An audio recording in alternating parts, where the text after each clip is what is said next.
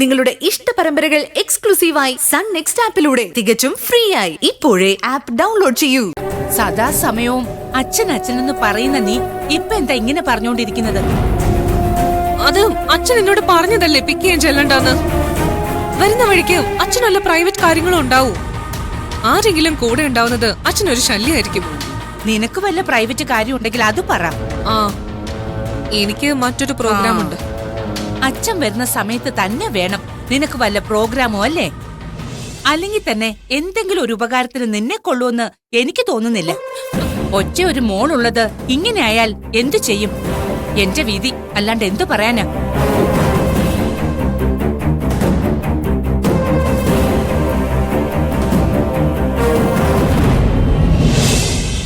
മോളെ, അമ്മേ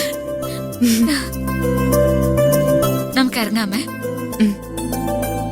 പോട്ടെ.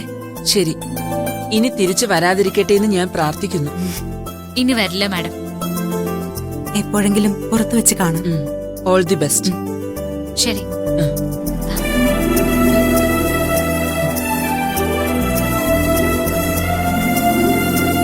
ഇത്രയും ദിവസം കഴിഞ്ഞ് പുറം ലോകത്ത് വന്നപ്പോ എന്താ തോന്നുന്നത് അമ്മയ്ക്ക്?